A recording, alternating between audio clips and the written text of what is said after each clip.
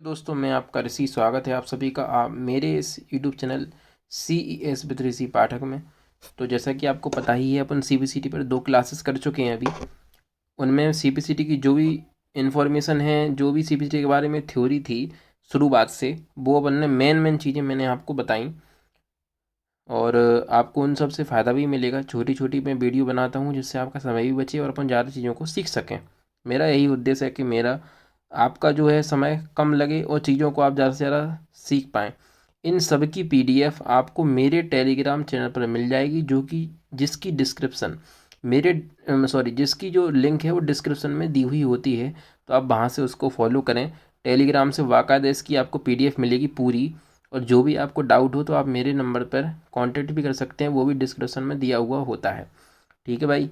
और CPCT से जितनी भी जो भी पेपर हुए हैं जनवरी में, उसके ही मैंने पेपर वहाँ पर डाल दिए हैं। उसको भी मैं सॉल्यूशन करवाऊँगा, उसका सॉल्यूशन का मैं करवाऊँगा। यूट्यूब पर ही वीडियो अपलोड करूँगा उसकी। समय कम होने की वजह से मैं वीडियो नहीं बना पाता हूँ। ऑफलाइन भी पढ़ाना पड़ता है, खुद का भी पढ़ना पड़ता है, और आपको भी मैं यहाँ नया यूट्यूब चैनल भी बनाया है ये। तो आप लोग चीज़ों को समझें और चैनल को ज़्यादा से ज़्यादा सब्सक्राइब करें, ज़्यादा से ज़्यादा शेयर भी करें भाई। और जो भी मैं बढ़ाऊँगा बहुत ही बेस्ट कंटेंट है अपना। बहुत से लोगों को मैंने पास कराया है। तो ऑनलाइन में जो भी है, अभी ये शुरुआत है अपनी, धीरे धीरे आगे बढ़ेंगी चीज़ें। तो अभी आज अपन, और जो अभी तक 2 वीडियो में देख चुके थे, उसके आगे की क्लास है ये। तो क्लास 3 है, ये लिखा भी है इस पर, ये देखो लिखा भी है क्लास 3। तो अपन अब इसके आगे की कहानी शुरू करते हैं। ठीक है भाई। तो अपन देखते हैं अब हार्डवेयर के बारे में, है ना। तो अभी तक अपन ने कंप्यूटर का इतिहास देख लिया, कंप्यूटर क्या होता है वो अपन ने पढ़ लिया। कंप्यूटर का इतिहास देख लिया अपन ने। मैंने वहाँ आपको जनरेशन के बारे में बताया था।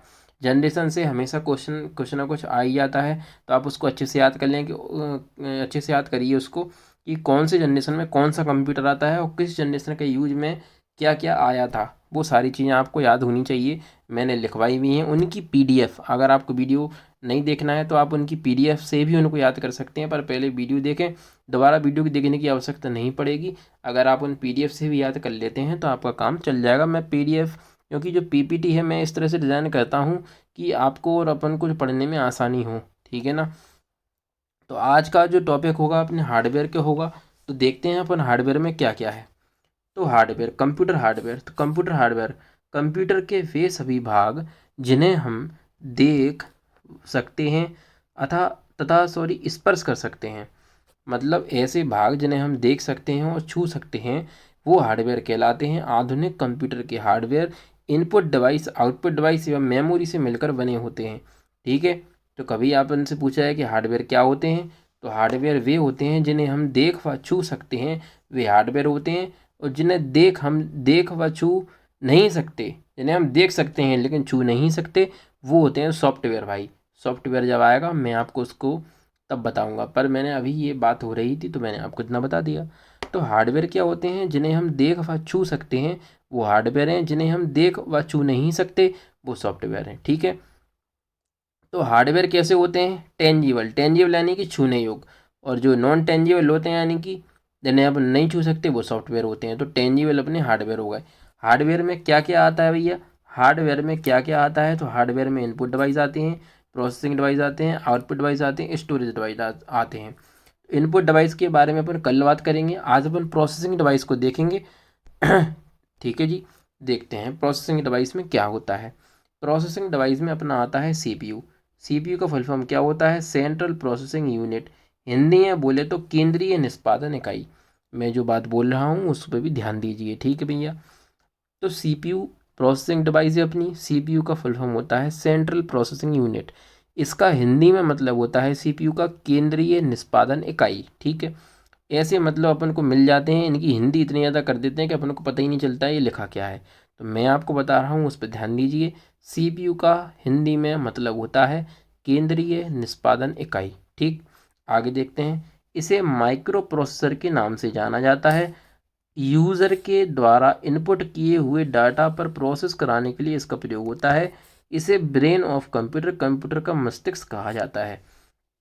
अपन से बात की जाएगी कि कंप्यूटर का मस्तिष्क कौन कौन है, तो अपन बता देंगे CPU है। ठीक है।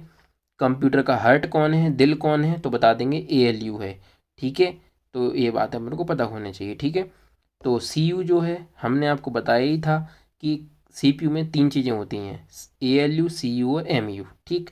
अपन दूसरी क्लास में ये बातों को देख चुके थे। तो अपन अभी प्रोसेसिंग डिवाइस को देख रहे हैं। तो CPU अपना सेंट्रल प्रोसेसिंग यूनिट, हिंदी में बोले तो केंद्रीय निष्पादन इकाई, इसे माइक्रो प्रोसेसर के नाम से भी जाना जाता है, इसे लॉजिक चिप के नाम से भी जाना जाता है, इसे माइक्रो चिप के नाम से भी जाना जाता है। मैं लिख भी देता हूँ इनको।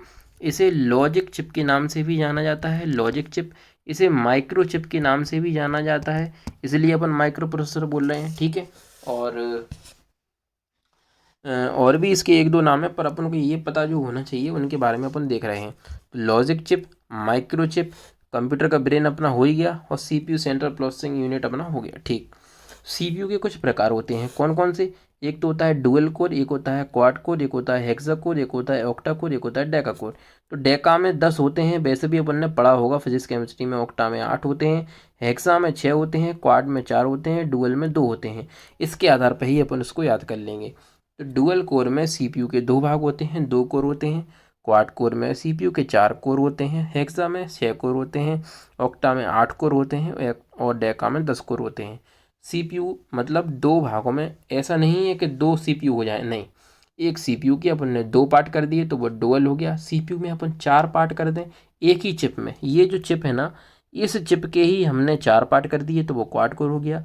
इस चिप के भी हमने 6 पार्ट कर दिए तो वो हेक्सा कोर, डेका कोर, ऐसे बनता चला जाता है। ऐसा नहीं है कि अपन 6-7 CPU लगा दें डायरेक्ट, नहीं।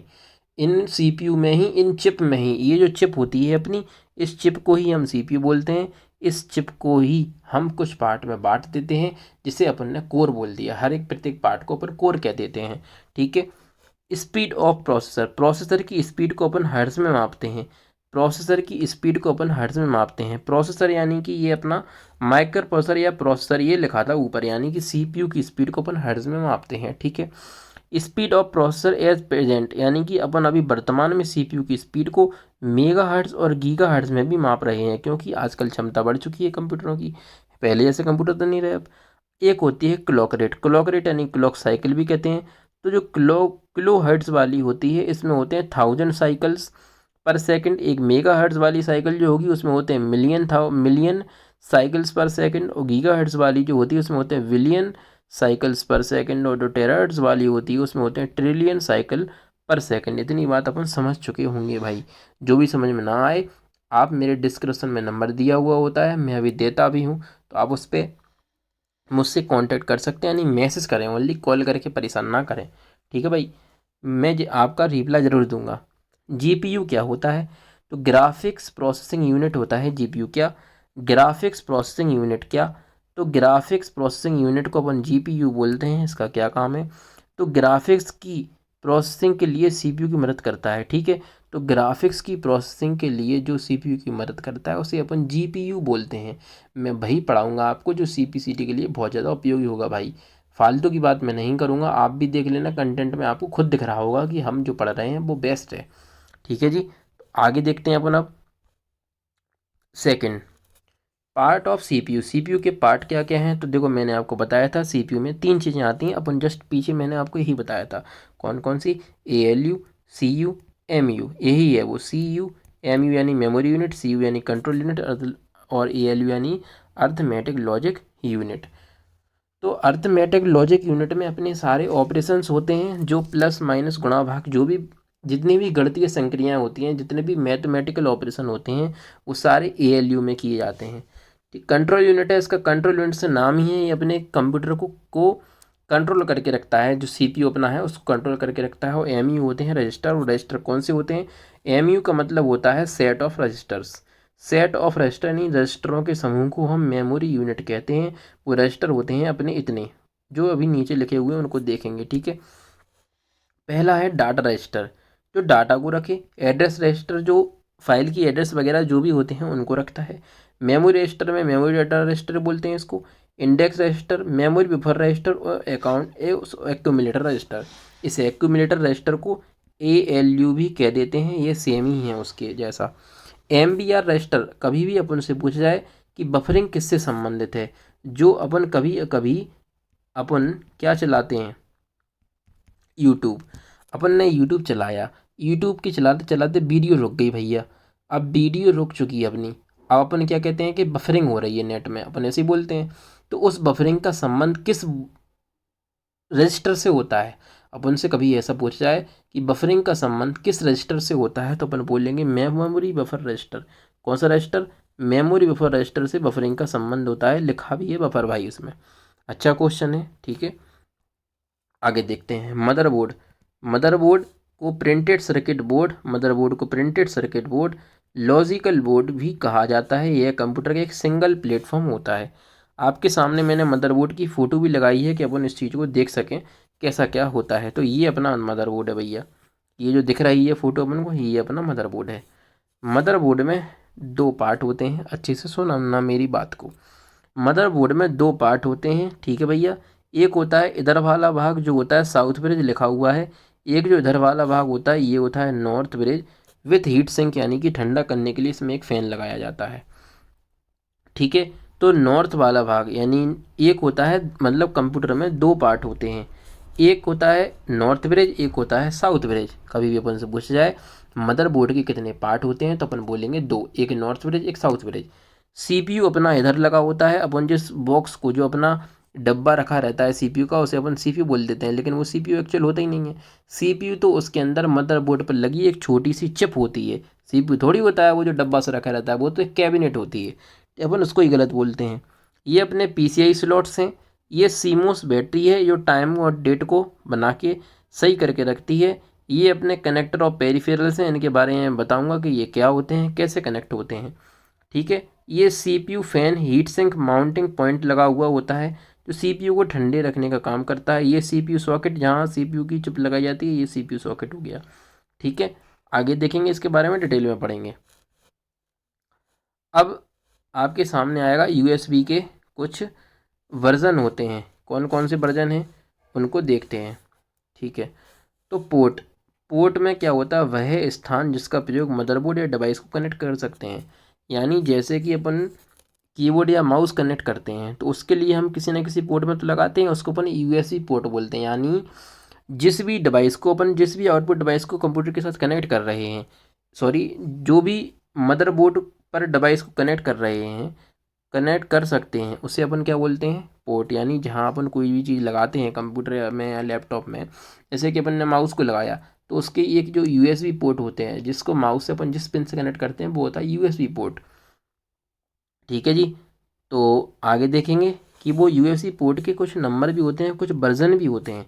कैसे कैसे? यूएसबी 1.0 जो है वो 1996 में आया था, 1996 में, जिसकी स्पीड होती है 12 MB, ठीक है।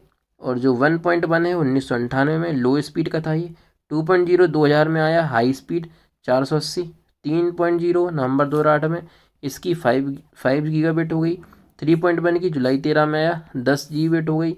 और 3.2 2017 में आया, इसकी सुपर स्पीड जो है यूएसबी डुअल लेन के साथ 20 GB हो गई। यूएसबी B4 जो है ये 2019 में आया और 40 GB हो गई है, जो अभी प्रेजेंट में चल रहा है सबसे फास्ट।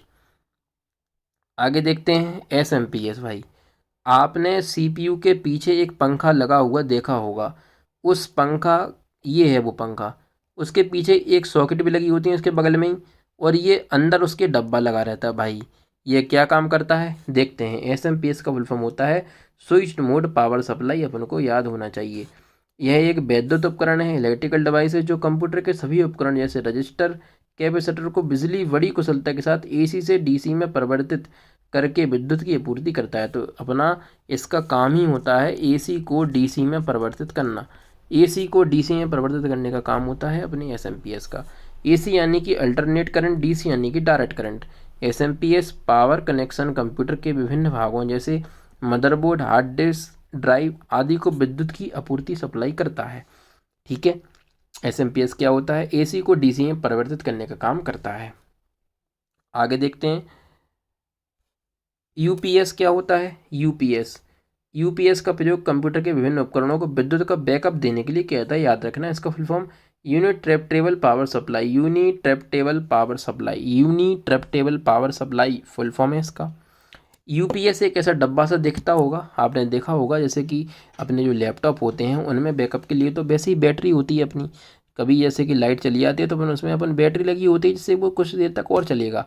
लेकिन कंप्यूटर जो डेस्कटॉप होते हैं उनमें ऐसा कुछ नहीं होता है, तो इसलिए अपन ने उसमें एक यूपीएस लगाया होता है जो कि 5-10 मिनट या आधा घंटे तक मैक्सिमम, मतलब आधा घंटा वैसे कि 10-15 मिनट ही होता है, तो 10-15 मिनट तक ये अपने बैकअप देगा। यानी कि कोई अपन फाइल पे काम कर रहे हैं, अगर वो बाई चांस लाइट चलेगी तो फाइल पे जो काम कर रहे थे कंप्यूटर एकदम बंद हो जाएगा और फाइल अपनी हट जाएगी।